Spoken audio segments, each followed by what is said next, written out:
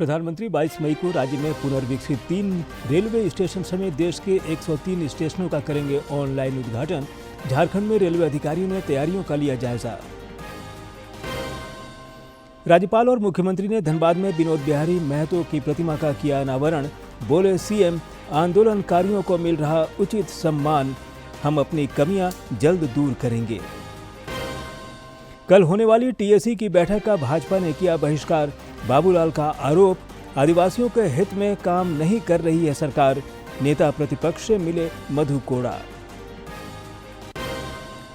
और राजधानी रांची समेत राज्य के कई इलाकों में दोपहर बाद तेज हवा और गरज के साथ हुई बारिश। 24 मई तक ऐसे ही बने रहेंगे हालात, येलो अलर्ट जारी।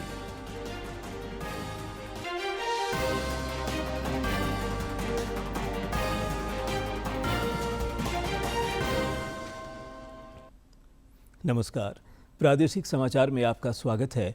मैं हूं ज्ञानेश्वर प्रसाद श्रीवास्तव और अब समाचार विस्तार से। प्रधानमंत्री नरेंद्र मोदी ने पर्यटन क्षेत्र में प्रगति की समीक्षा के लिए बैठक की अध्यक्षता की। बैठक में केंद्रीय पर्यटन मंत्री गजेंद्र सिंह शेखावत समेत विभाग से जुड़े तमाम अधिकारी मौजूद रहे।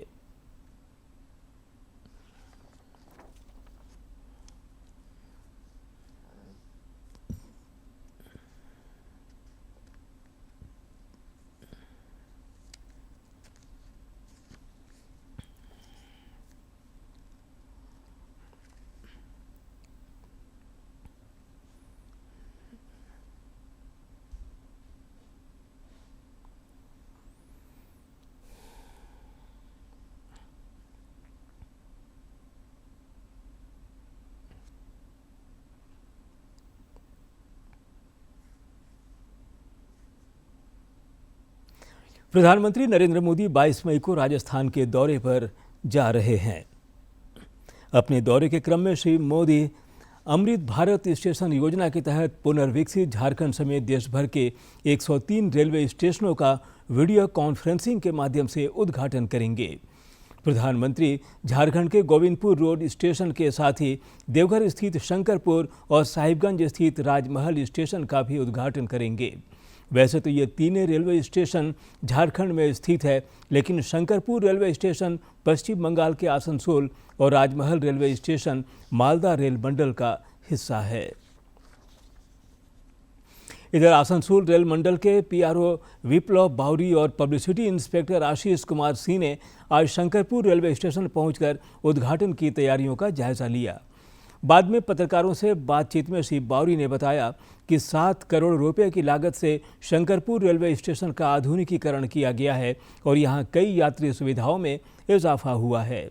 इस अमृत स्टेशन का कायाकल्प होने से स्थानीय लोगों में भी खुशी देखी जा रही है।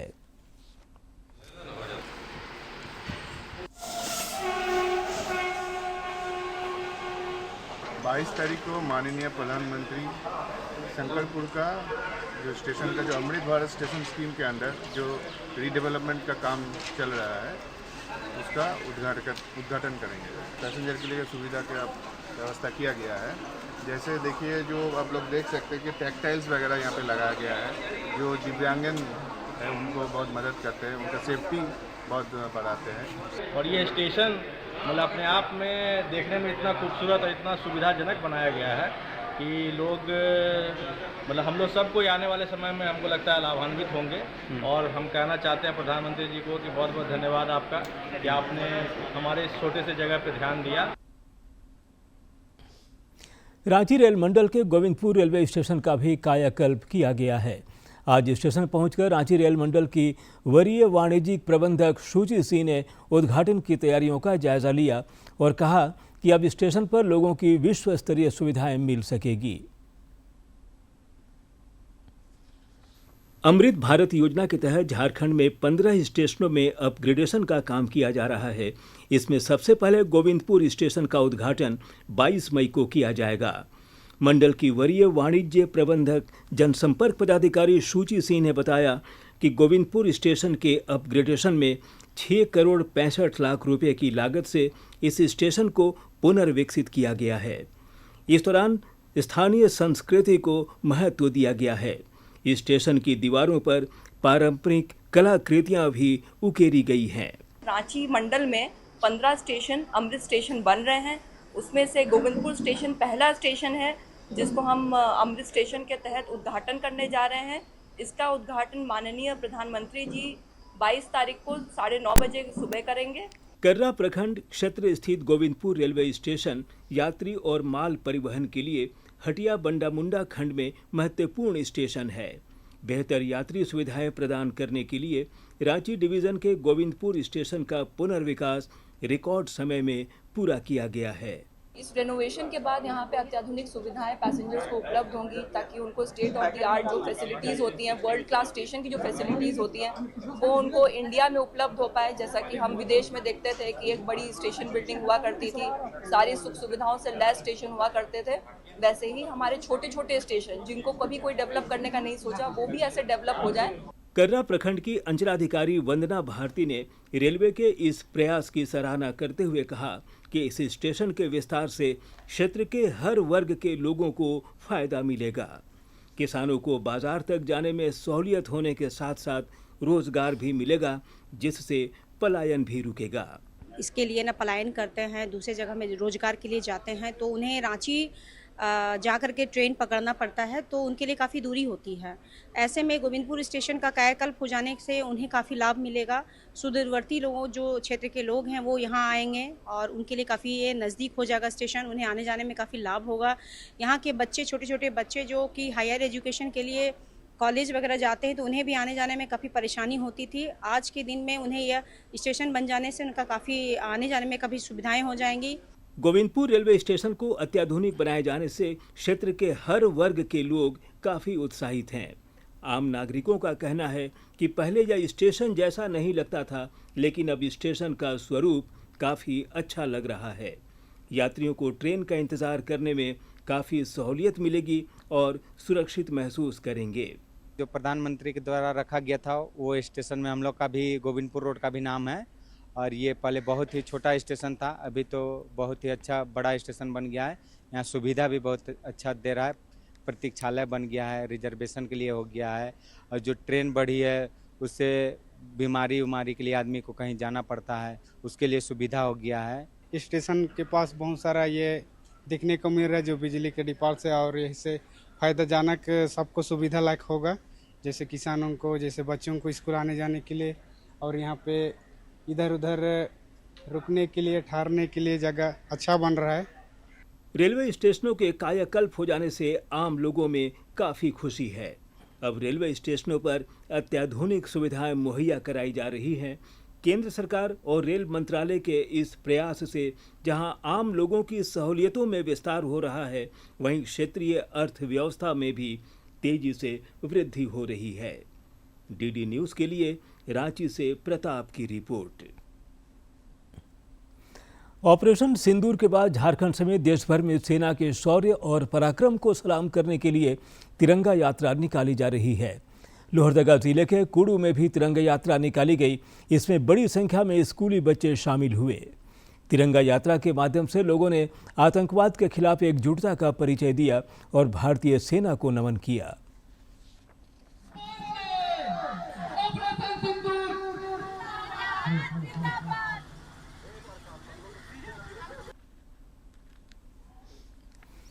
राज्यपाल संतोष कुमार गंगवार और मुख्यमंत्री हेमंत सोरेन ने आज धनबाद स्थित विनोद बिहारी महतो कोयलांचल विश्वविद्यालय परिसर में विनोद बिहारी महतो की प्रतिमा का अनावरण किया। मौके पर मुख्यमंत्री ने कहा कि आंदोलनकारियों को राज्य में उचित सम्मान दिया जा रहा है।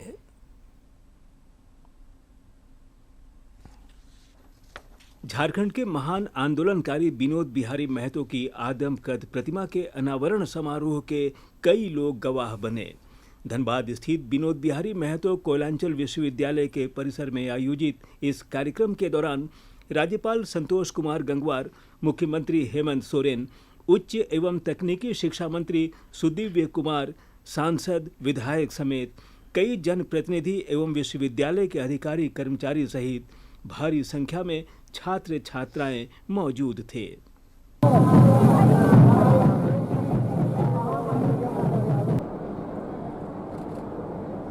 अभूतपूर्व है। कार्यक्रम के दौरान राज्यपाल संतोष कुमार गंगवार ने राज्य के विश्वविद्यालयों की स्थिति में सुधार की प्रतिबद्धता दोहराई। उन्होंने कहा कि राज्य के छात्रों को बेहतर शिक्षा व्यवस्था प्रदान करने के लिए विश्वविद्यालय के रिक्त पदों को भरा जा रहा है। साथ ही खाली पड़े विश्वविद्यालयों के कुलपतियों के पदों को भी भरा जा रहा है। उन्होंने विधायक कल्पना सोरेन को भी उच्च शिक्षा के क्षेत्र में कार्य करने की नसीहत दी। राज्य के विश्वविद्यालय के कुलाधिपति के रूप में ये मैं स्पष्ट रूप से कहना चाहूँगा कि वर्तमान में राज्य की उच्च शिक्षा की स्थिति से मैं पूरी तरह संतुष्ट नहीं हूँ, जैसा मैं भी कह रहा था, लेकिन शिक्षण संस्थाओं में सुधार लाने हेतु मैं पूर्णतः प्रतिबद्ध हूँ।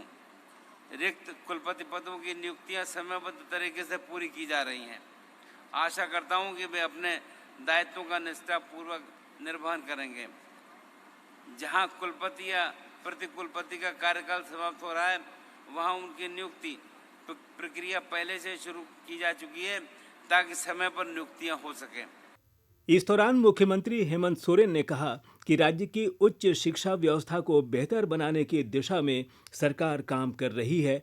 हम अपनी कमियों को दूर कर जल्द ही राज्य को शिक्षा के क्षेत्र में अग्रणी बनाएंगे। आप सब लोगों की सुगमता के लिए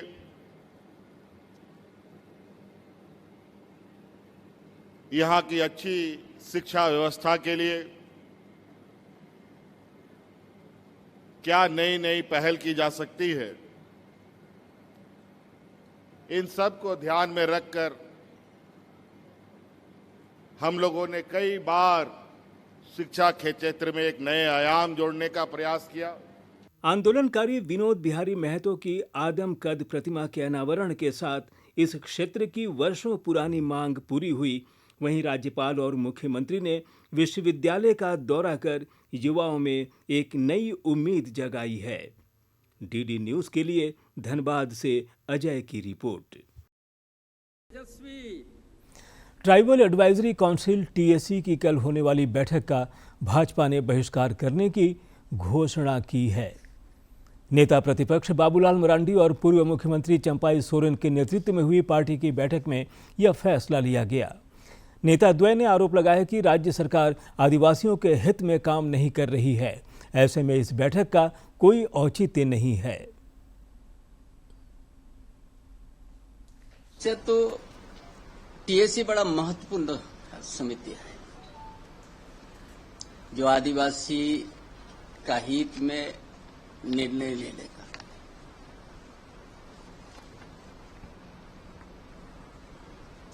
लेकिन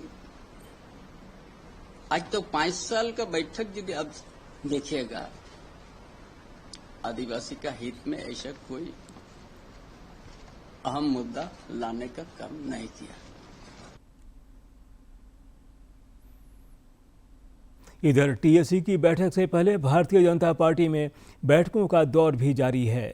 कल नेता प्रतिपक्ष बाबूलाल मरांडी ने पूर्व मुख्यमंत्री चंपाई सोरेन से मुलाकात की थी। आज नेता प्रतिपक्ष की पूर्व मुख्यमंत्री मधु कोड़ा के साथ भी बैठक हुई है। इस बैठक के बाद राजनीतिक गलियारे में कई कयास लगाए जा रहे हैं और इसे एकजुटता प्रदर्शित करने की दिशा में भी देखा जा रहा है। रामगढ़ में अबुआ संथाल समाज भारत दिशोम के स्थापना दिवस मनाए जाने को लेकर एक महत्वपूर्ण बैठक हुई। इस बैठक में झारखंड, बिहार और छत्तीसगढ़ के प्रतिनिधि शामिल हुए।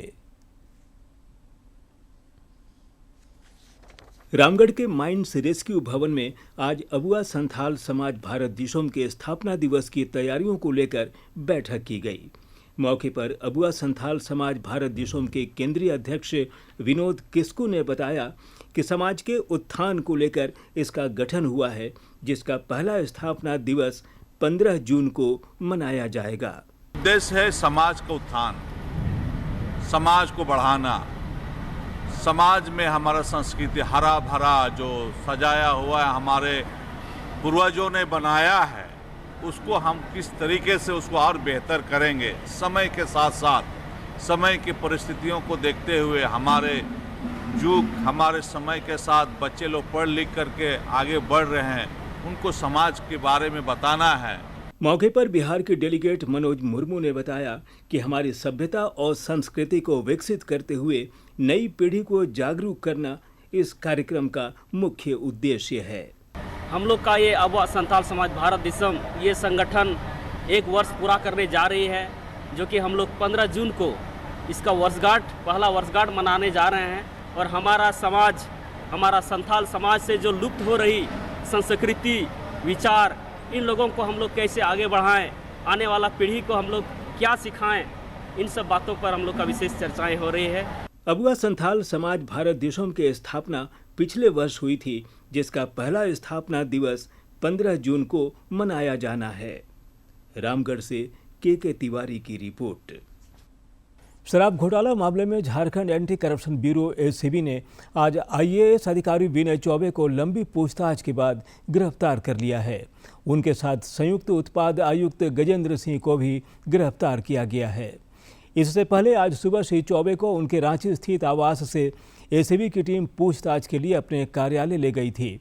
विनय चौबे पूर्व में मुख्यमंत्री हेमंत सोरेन के सचिव के साथ साथ उत्पाद विभाग के सचिव भी रह चुके हैं। आईएएस अधिकारी पहले से ही ईडी के रडार पर थे और वे छत्तीसगढ़ शराब घोटाले में भी आरोपी हैं। उन पर आरोप है कि झारखंड उत्पाद नीति लागू होने के बाद भी लगातार 2 वर्षों तक नीति में बदलाव कर उन्होंने छत्तीसगढ़ की एजेंसियों को फायदा पहुंचाया। नकली होलोग्राम, अवैध शराब की सप्लाई से झारखंड और छत्तीसगढ़ सरकार को करोड़ों रुपए के राजस्व की क्षति हुई। हालिया मीडिया रिपोर्टों में सिंगापुर और हांगकांग में पिछले कुछ हफ्तों के दौरान कोविड-19 मामलों में वृद्धि के बाद सामने आई है। इसी के मद्देनजर स्वास्थ्य सेवा महानिदेशालय की अध्यक्षता में एक समीक्षा बैठक आयोजित की गई। प्रारंभिक जानकारी के अनुसार अधिकांश मामले हल्के हैं और इनमें किसी असामान्य गंभीरता या मृत्यु दर का संबंध नहीं पाया गया है। आधिकारिक सूत्रों के मुताबिक घटनाक्रमों के मद्देनजर स्वास्थ्य सेवा महानिदेशालय DGHS की अध्यक्षता में एक समीक्षा बैठक आयोजित की गई, जिसमें राष्ट्रीय रोग नियंत्रण केंद्र NCDC आपातकालीन चिकित्सा राहत EMR प्रभाग, आपदा प्रबंधन प्रकोष्ठ, भारतीय आयुर्विज्ञान अनुसंधान परिषद ICMR और केंद्रीय सरकारी अस्पतालों के विशेषज्ञों ने भाग लिया। बैठक में यह निष्कर्ष निकला कि भारत में वर्तमान कोविड-19 की स्थिति नियंत्रण में है। 19 मई 2025 तक भारत में सक्रिय कोविड-19 मामलों की संख्या केवल 257 है, जो देश की विशाल जनसंख्या को देखते हुए बहुत ही कम है। इनमें से लगभग सभी मामले हल्के हैं और किसी को अस्पताल में भर्ती कराने की आवश्यकता नहीं पड़ी है। देश में कोविड-19 सहित श्वसन संबंधी वायरल बीमारियों की निगरानी के लिए एक मजबूत प्रणाली कार्यरत है, जिसमें एकीकृत रोग निगरानी कार्यक्रम IDSP और ICMR की प्रमुख भूमिका है। केंद्रीय स्वास्थ्य मंत्रालय स्थिति पर सतर्कता और सक्रियता से नजर बनाए हुए है और ये सुनिश्चित कर रहा है कि जन स्वास्थ्य की सुरक्षा के लिए सभी आवश्यक कदम समय पर उठाए जाएं। प्रधानमंत्री उज्ज्वला योजना देश भर के महिलाओं के लिए वरदान साबित हुई है। 9 साल पहले प्रधानमंत्री नरेंद्र मोदी की पहल पर यह योजना शुरू हुई थी, जो अब महिला सशक्तिकरण का प्रतीक बन चुका है। गढ़वा में इस योजना ने महिलाओं को रसोई के धुएं से मुक्ति दिलाई और उनके काम को आसान बना दिया है। गढ़वा प्रखंड के कोरवा पंचायत की महिलाओं को प्रधानमंत्री उज्ज्वला योजना के तहत निःशुल्क गैस चूल्हा और गैस सिलेंडर का लाभ मिला है। लाभुकों ने बताया कि पहले लकड़ी और गोईठों का प्रयोग कर खाना बनाने के दौरान आंखों में जलन और खांसी की समस्या हुआ करती थी, लेकिन उज्ज्वला योजना ने इन सभी समस्याओं से मुक्ति दिलाई है। पहले लकड़ी पर खाना बनावत रहे, लेट होत रहे, लइकन बचन के जाला धुइयां लागत रहे, लकड़ी जंगल में ले जाते, जंगलों वाला विधवा मारत रहन, पीटत रहन, भागत रहे। का गैस मिलल बताओ से गैस पर खाना बनावत है आराम से। फायदा ये होत बा रट मारी खाना बन जाला, लइकन के स्कूल पे ठा दोले बना के। अब का बर्तनों माजे में खाने के वक्त लेट नहीं हो खाला है। सरकार गैस दिए तो बहुत आसान हुआ है, बच्चन के जल्दी बना के भेज देते हैं। धुइयां जाकर से बहुत लेट होता था लकड़ी काटे बनाने में, अब वो जल्दी टिफिन करके नाश्ता करा के भेज देते हैं बच्चन के। प्रधानमंत्री उज्ज्वला योजना से न केवल गृहिणियों को फायदा मिला है, बल्कि इससे पूरे परिवार को राहत मिली है। स्कूली छात्रा की माने तो खाना बनाने के लिए परिवार के ईंधन की तलाश खत्म हुई है और रसोई में पल भर में लजीज व्यंजन तैयार हो रहे हैं। पहले मम्मी घर पर चूल्हा बनाती थी, पूरा घर धुआं धुआं हो जाता था, इसलिए मम्मी अब चूल्हा पर नहीं खाना बनाती है, गैस पर खाना बनाती है और जल्दी खाना भी बन जाता है और हम टाइम से स्कूल भी चल जाते हैं। कोरवा पंचायत के मुखिया शरीफ अंसारी ने बताया कि केंद्र सरकार की ओर से संचालित उज्ज्वला योजना ग्रामीण महिलाओं के लिए वरदान से कम नहीं है। इस योजना से स्वच्छ ईंधन को बढ़ावा मिल रहा है, जो पर्यावरण के अनुकूल है। आज महिलाओं सुरक्षित महसूस करती है कि हाँ, समय पर खाना बना लेते हैं, कोई मेहमान आ गया तो उसको हम समय पर चाय वगैरह बना के देते हैं, तो ये बहुत ई बात है। और दूसरा में है कि हम देहात में रहते हैं, प्रदूषण के ख्याल से जब देखिएगा पर्यावरण विभाग पर्यावरण की ओर से देखिएगा तो 10 गांव में 2-2 4-4 को लकड़ी काटते थे लोग, जंगल खत्म हो जाता था। लेकिन आज के दौर में कोरवाडी जंगल जो है बिल्कुल कोई काट नहीं रहा, क्योंकि खाना अब गैस पर बन रहा है। प्रधानमंत्री उज्ज्वला योजना महिलाओं के सुखद जीवन का वाहक बना है, जिससे लोगों की मुश्किलें खत्म हुई हैं और परिवार में खुशहाली आई है। डीडी न्यूज के लिए गढ़वा से विजेंद्र तिवारी की रिपोर्ट। स्वस्थ जीवन का आधार योग है। योगी निरोगी हुआ करते हैं, यह बात अब पूरी दुनिया जान चुकी है। रांची के लोगों ने भी अब योग को अपनी दिनचर्या में शामिल कर लिया है, जिससे डिप्रेशन, एंग्जाइटी, अनिद्रा और मानसिक तनाव से उन्हें मुक्ति मिल रही है। तनाव भरी जिंदगी में बीमारियां और अन्य स्वास्थ्य समस्याएं आम बात है। योग निरोगी रहने का मंत्र है, जिससे डिप्रेशन, एंजाइटी, अनिद्रा और मानसिक तनाव को मात दिया जा सकता है। 1.5 वर्ष पूर्व पति के असामयिक निधन के बाद रांची की सरिता डिप्रेशन में चली गई थी। ब्लड प्रेशर हाई रहता था और पूरी रात नींद नहीं आती थी। सरिता ने योग को अपनाया, फिर उनकी दुनिया बदल गई। पहले तो डिप्रेशन में इतने थे कि रात में सोना बहुत मुश्किल हो रहा था, बार बार नींद खुल जा रहा था परेशानी को सोचते सोचते। लेकिन यहाँ आने के बाद बहुत ज़्यादा रिलैक्स महसूस हो रहा है। फिटनेस भी आ गया है, मेंटली भी अच्छे से सोच पा रहे हैं, बच्चों को भी अच्छे से हैंडल कर पा रहे हैं। और जो बीपी का प्रॉब्लम था हमको 200 के लगभग था मेरा, अभी लगभग नॉर्मल है मेरा। सरिता की तरह रांची की आभा कुमारी भी विभिन्न कारणों से डिप्रेशन की शिकार थी। हालत यह थी कि उन्हें अस्पताल में भर्ती तक होना पड़ता था।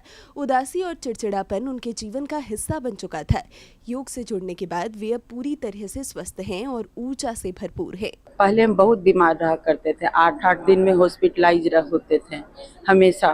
लेकिन जब से योग स्टार्ट किए हैं उसके बाद से लाइफ बिल्कुल चेंज हो गया है। हमेशा अच्छा फील होता है, रिलैक्स रहते हैं, कुछ भी करने में ये नहीं होता है, टेंशन नहीं होता, हमेशा फ्री हमेशा मैंने हंसते रहते हैं। पहले हमेशा टेंशन से भरा रहता था। एक के बाद एक कई परीक्षाओं में असफल होने के बाद रांची के राजकेश्वर यादव को मानसिक अवसाद हो गया था। परीक्षा के नाम से ही वे भयभीत हो जाते थे। योग ने उनके जीवन में भी जादू की तरह काम किया। परीक्षा को लेकर उनका तनाव तो कम हुआ ही, साथ ही स्मृति स्तर और बौद्धिक क्षमता का भी विकास हुआ है। पॉइंट की वजह से एग्जाम में हम अनसक्सेस होते रहे, तो हमको महसूस हुआ कि मेरे अंदर बहुत तनाव हावी हो रहा है। उसके बाद काफ़ी सुधार हुआ और मुझे तनाव में काफ़ी बेनिफिट मिला। मतलब जो पढ़ाई होता था उसमें याद करने का जो फ्रीक्वेंसी है वो भी बढ़ गया, और एक जो किसी भी रिजल्ट के प्रति जो तनाव होता है उसका अब मेरे ऊपर कोई दबाव नहीं रहता है। शारीरिक कष्टों और मनोरोगों के लिए योग रामबाण इलाज है। योग से न केवल शरीर को संबल मिलता है, बल्कि इससे मानसिक शांति के साथ चित्त में प्रसन्नता आती है, जो योगियों को निरोग रखने में मददगार है। डीडी न्यूज के लिए रांची से अवधेश गौतम की रिपोर्ट। बोकारो के जरीडी प्रखंड मुख्यालय परिसर में उपायुक्त विजया जाधव ने जनता दरबार का आयोजन किया। जनता दरबार में विभिन्न विभागों से संबंधित कुल 762 आवेदन प्राप्त हुए, जिनमें से 319 आवेदनों का तत्काल निष्पादन किया गया। बाकी बचे आवेदनों को समय सीमा के अंदर निष्पादित करने का निर्देश उपायुक्त ने दिया। मौके पर विभिन्न योजनाओं के 203 लाभुकों के बीच परिसंपत्तियों का वितरण भी किया गया। अंचल और प्रखंड का जनता दरबार लगा है। आप देख रहे हैं ऑलमोस्ट 1200-1500 के भीड़ में तादाद में लोग यहाँ पे आए हुए हैं। यहाँ अलग अलग विभागों का एक स्टॉल्स भी लगाया है, जिस स्टॉल्स के तहत जिन लोगों को जो जानकारी नहीं वो प्राप्त भी हो रही है, लोग यहाँ से फॉर्म भी भर रहे हैं और जिनके फॉर्म्स अपूर्ण थे या भरे नहीं थे वो भी स्टॉल्स में जमा कर रहे हैं। मृत्यु प्रमाण पत्र बनवाना, आवास में हमारा नाम आया है मगर हमको घर नहीं मिल रहा है वगैरह संबंधित से शिकायतें प्राप्त हुई, तो एटलीस्ट लोगों का एक फुटफॉल बढ़ता है। इस तरह के जनता दरबार करने से एटलीस्ट लोग जो क्या समस्याओं से गुजर रहे हैं वो हमको पता चलता है। प्रधानमंत्री नरेंद्र मोदी इस महीने की 25 तारीख को आकाशवाणी पर मासिक मन की बात कार्यक्रम में देश विदेश के लोगों के साथ विचार साझा करेंगे। इस कार्यक्रम का प्रसारण दूरदर्शन, आकाशवाणी के अलावा विभिन्न प्लेटफॉर्म पर होगा। मन की बात कार्यक्रम को लेकर 23 मई तक सुझाव टोल फ्री नंबर पर दिए जा सकते हैं। मन की बात है जन जन की, संघर्षों के कुछ किस्से, कहानी कुछ सफलताओं की, अनकही विरासत की, उम्मीदें नए भारत की। महीने के आखिरी रविवार का रहता है इंतजार। ब्रह्मपुत्र के घाट से हिमालय के विस्तार तक होती है मन की बात प्रधानमंत्री के साथ। तो सुनिए इस महीने 25 मई सुबह 11 बजे मन की बात आकाशवाणी और दूरदर्शन के सभी चैनलों पर और प्रसार भारती के OTT प्लेटफॉर्म वेव्स पर सजीव प्रसारण लाइव स्ट्रीमिंग के माध्यम से। मन की बात के प्रादेशिक भाषाओं में अनुवाद का पुनः प्रसारण आप सुन सकते हैं रात 8 बजे आकाशवाणी और दूरदर्शन के सभी प्रादेशिक चैनलों पर। तो याद रखें, रविवार 25 मई सुबह 11 बजे मन की बात। उत्तराखंड में चल रहे 4 धाम यात्रा में श्रद्धालुओं की बड़ी संख्या में पहुंचना जारी है। 30 अप्रैल को यात्रा शुरू होने के मात्र 20 दिनों के भीतर 10 लाख से अधिक श्रद्धालु बद्रीनाथ, केदारनाथ, गंगोत्री और यमुनोत्री धाम में दर्शन कर चुके हैं।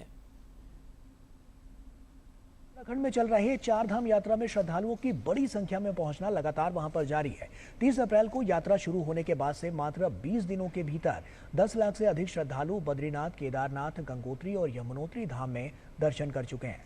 सुचारू और सुरक्षित तीर्थ यात्रा सुनिश्चित करने के लिए राज्य सरकार ने व्यापक प्रबंध किए हैं। चारों धामों में एम्बुलेंस सहित जरूरी स्वास्थ्य सेवाएं उपलब्ध कराई गई हैं। तीर्थ यात्रियों के लिए पेयजल और विश्राम स्थलों की भी व्यवस्था की गई है। इसके अलावा यात्रा के दौरान सुरक्षा के भी व्यापक इंतजाम किए गए हैं। किसी भी आपात स्थिति में त्वरित सहायता उपलब्ध कराने के लिए यातायात प्रबंधन, मौसम संबंधी चेतावनी और आपातकालीन कार्रवाई दलों को यात्रा मार्गों और तीर्थ स्थलों पर तैनात किया गया है।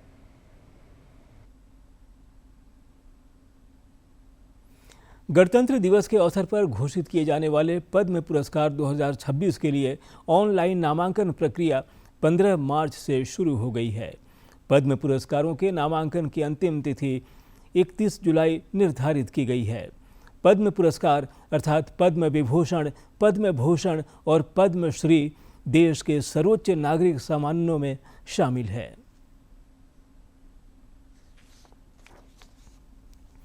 राजधानी रांची समेत राज्य के कई इलाकों में आज दोपहर बाद तेज हवा और गरज के साथ जोरदार बारिश हुई। इससे लोगों को गर्मी से थोड़ी राहत मिली है। रांची स्थित मौसम विज्ञान केंद्र ने अपने पूर्वानुमान में कल से पूरे राज्य में आंधी के साथ मेघ गर्जन, वज्रपात और बारिश की संभावना व्यक्त की है। इसे लेकर येलो अलर्ट जारी किया गया है। मौसम केंद्र के अनुसार यह स्थिति 24 मई तक रहेगी।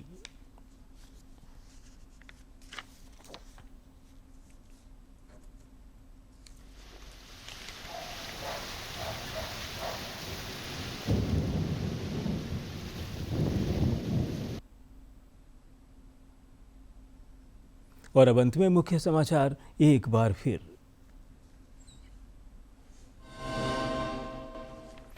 प्रधानमंत्री 22 मई को राज्य में पुनर्विकसित 3 रेलवे स्टेशन समेत देश के 103 स्टेशनों का करेंगे ऑनलाइन उद्घाटन।